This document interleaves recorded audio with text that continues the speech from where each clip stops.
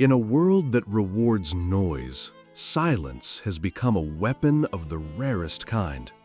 While most scream to be seen, the man who chooses to say nothing commands a presence louder than any voice.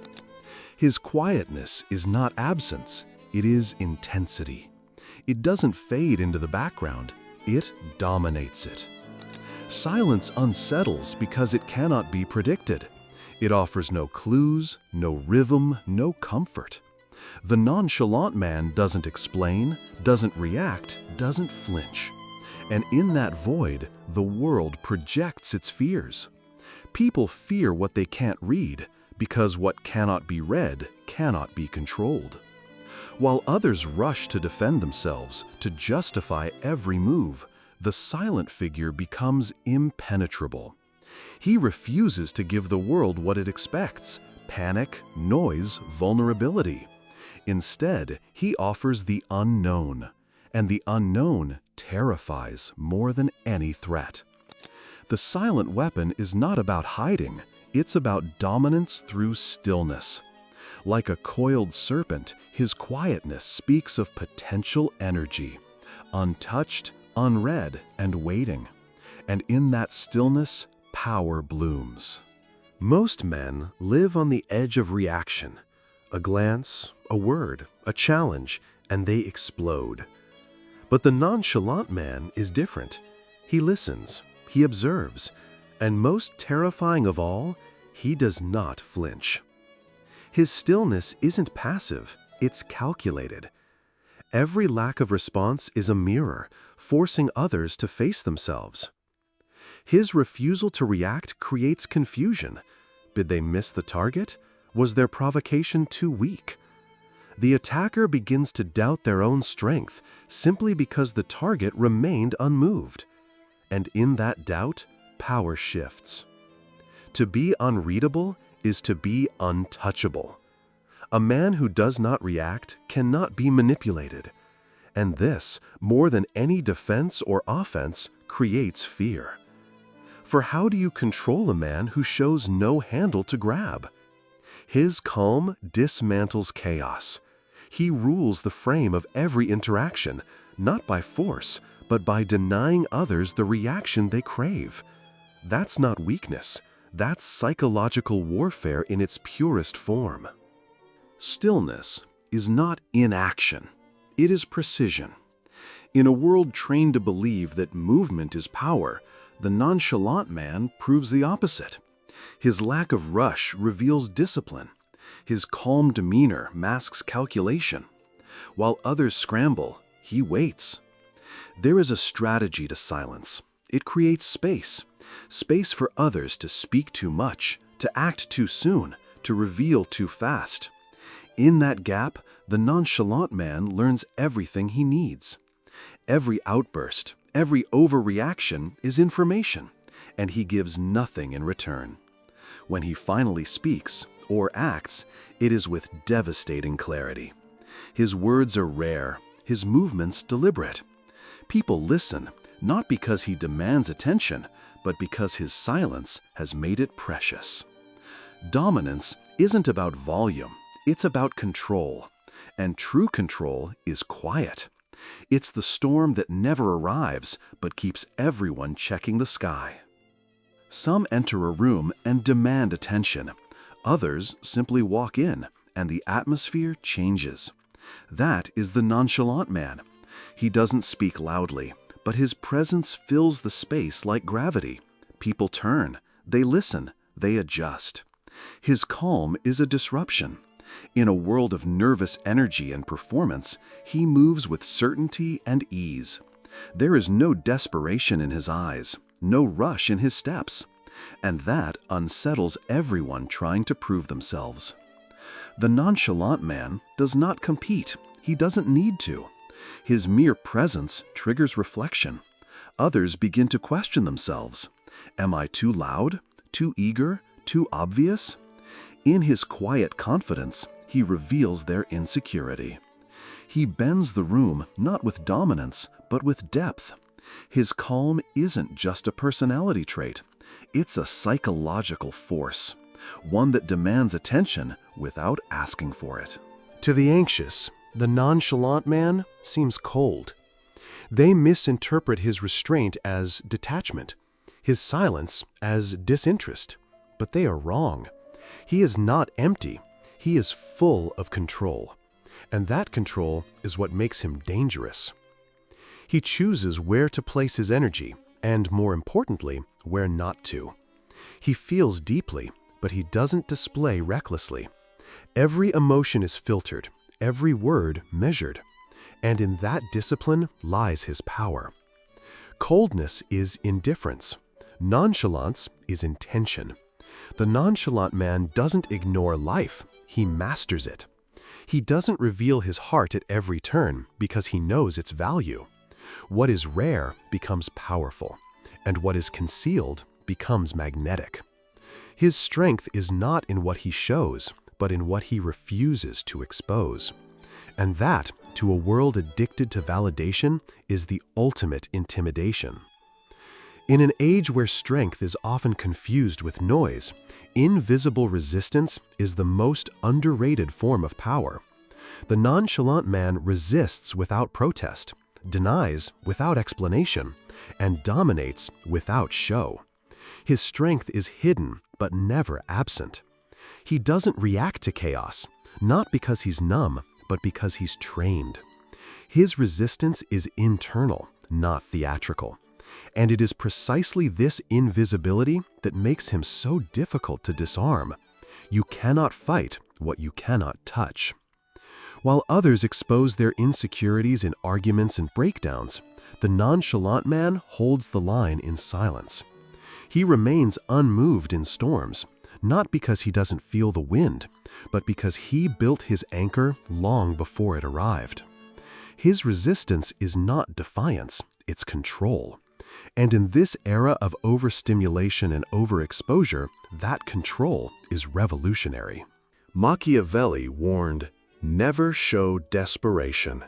The man who appears calm, even in chaos, seizes the psychological high ground.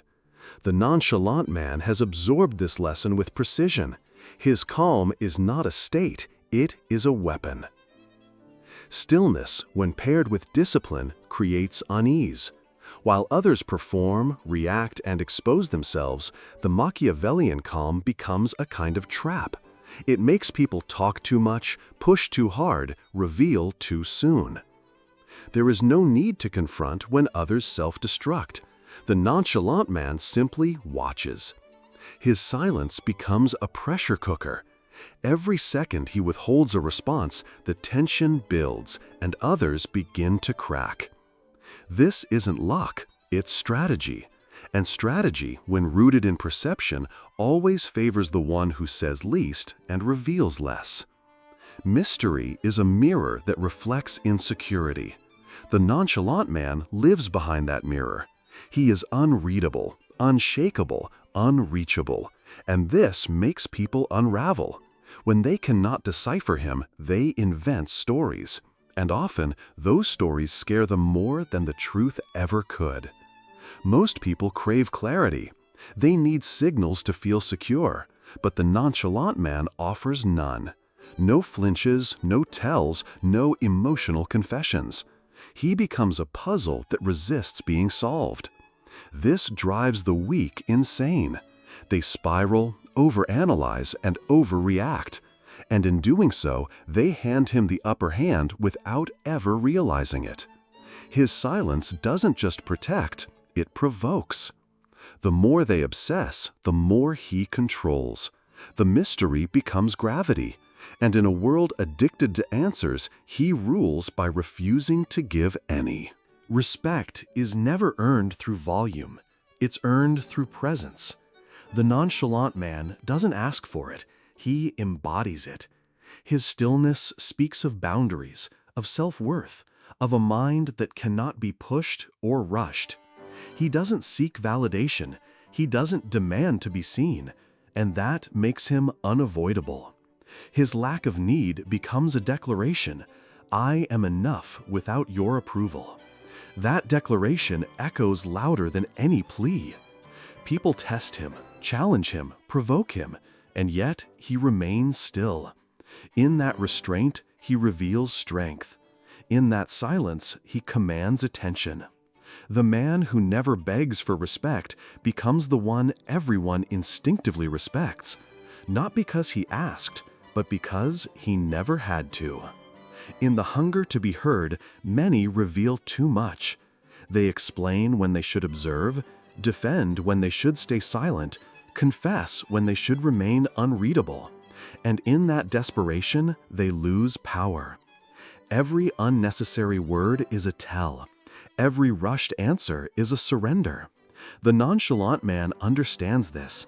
He speaks with precision. He speaks when it matters, and because of that, every word lands like a blade. The tragedy of the talkative is not just that they lose control. It's that they never realize they've given it away. They believe they're leading the conversation when they're being led by their own impulses. Silence isn't absence, it's advantage. And those who can't wield it are doomed to be ruled by those who can. The world is trained to fear loud voices, visible threats, and open confrontation. But the sharpest weapon often makes no sound. Silence, in the hands of the nonchalant man, becomes a blade. Subtle, precise, and lethal. While others brandish their emotions like blunt instruments, he slices through perception with stillness. His refusal to speak in heated moments cuts deeper than any insult could. It's not what he says, it's what he withholds. His silence isn't passive, it's intentional. Every pause, every withheld reaction forces others to reveal their weapons first. And by the time they realize they've exposed themselves, it's already too late. He doesn't swing wildly. He doesn't need to. His silence draws blood without a single move. That's what makes it the weapon no one expects and the one everyone fears. Impulse is the currency of the weak.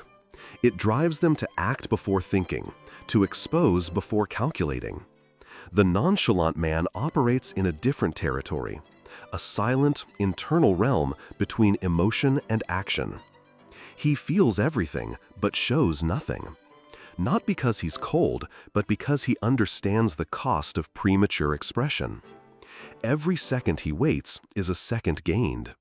While others leap, he watches, and in watching, he learns. This space between feeling and reacting is his advantage. It is where he makes decisions with precision. It is where he sharpens strategy while others waste energy on noise. The nonchalant mind isn't slow, it's surgical. And in a world addicted to speed, that slowness becomes a form of dominance.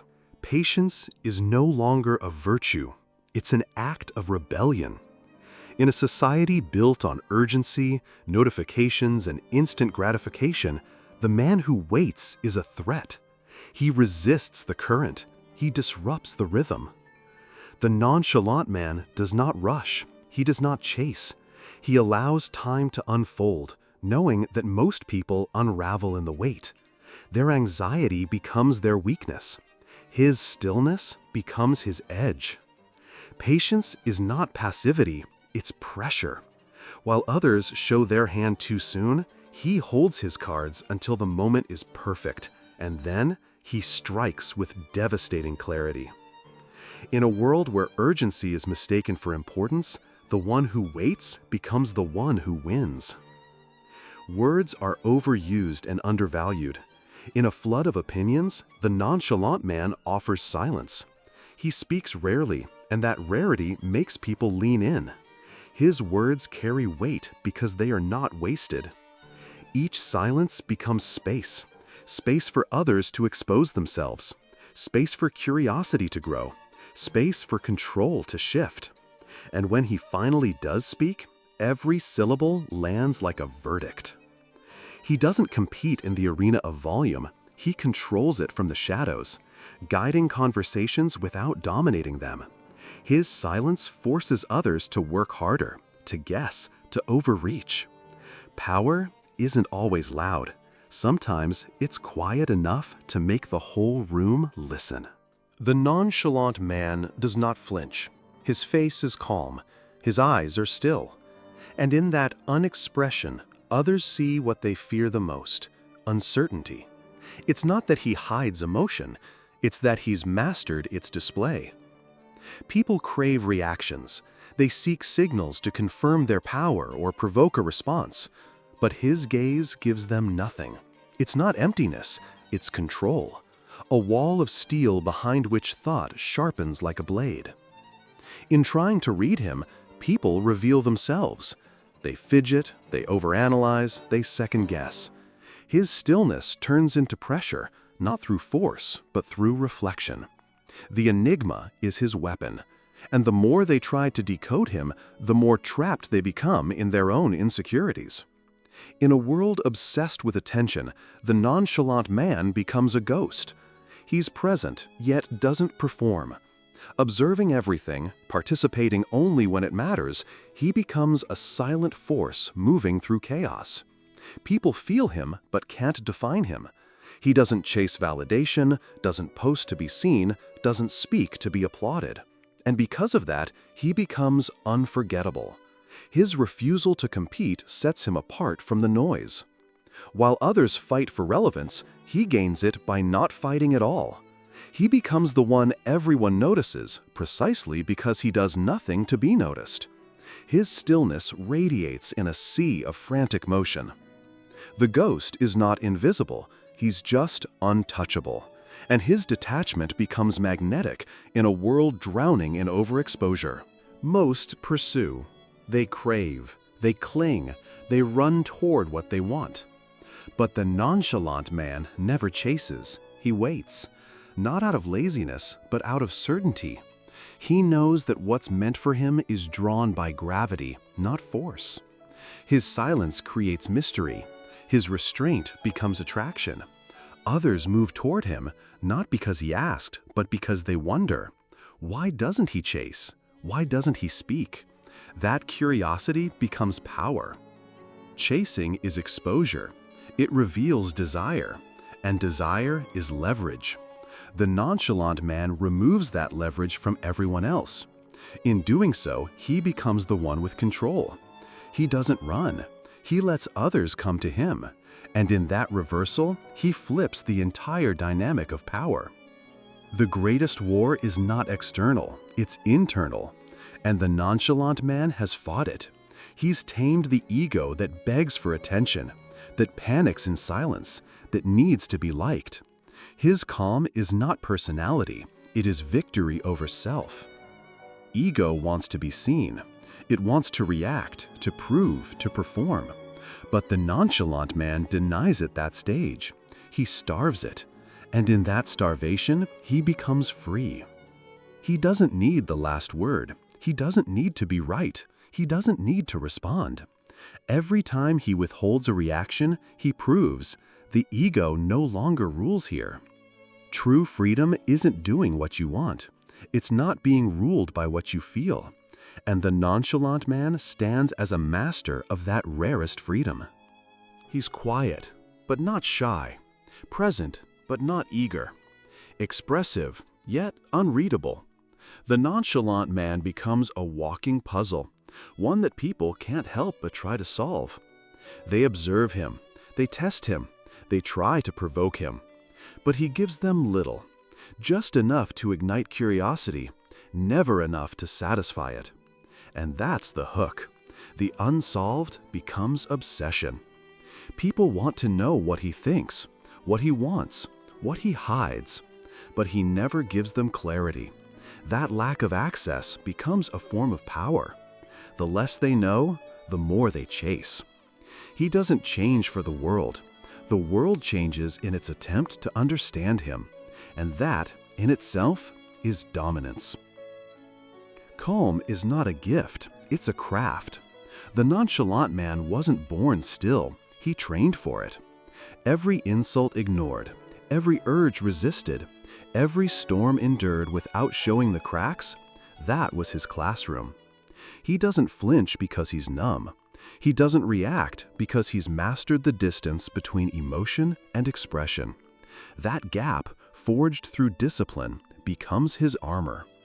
People believe calm is natural. It isn't. It's forged like steel, through fire, pressure, and repetition. And the man who seems untouched has simply trained himself to bleed without leaving a trace. His face doesn't move, not because he feels nothing, but because he's learned to feel everything without surrendering to any of it. That is the difference between a man pretending to be strong and one who has earned it. Machiavelli understood that power isn't just about strength, it's about what people perceive as strength. The nonchalant man embodies this wisdom. He doesn't need to show power to possess it. His silence does the speaking. While others perform, he watches. While others explain, he withholds. His lack of performance becomes the performance. He becomes respected not because he asks, but because he appears unshaken. To dominate without display is to shift from reaction to orchestration. It is to influence from the shadows, to set the tone without raising the volume. And in that space, others begin to move around him, unconsciously adapting to his rhythm. Machiavelli's truth lives on. Those who seem in control often aren't, and those who never try to prove they are usually are. There's a difference between appearing calm and being calm. One is a mask, the other is mastery. The nonchalant man doesn't act detached, he is detached by design. His identity is not built on illusion, it's built on inner command. He doesn't pretend not to care, he truly doesn't waste energy on what doesn't matter. That clarity becomes power, because when you know what deserves your focus, you stop feeding what seeks to control you. In a world where everyone performs, the man who simply exists, without pretending, without chasing, without explaining, becomes rare, and rarity is power. The ultimate performance is no performance at all. It's presence, it's depth, it's the silent gravity of a man who has nothing to prove, because he already knows who he is.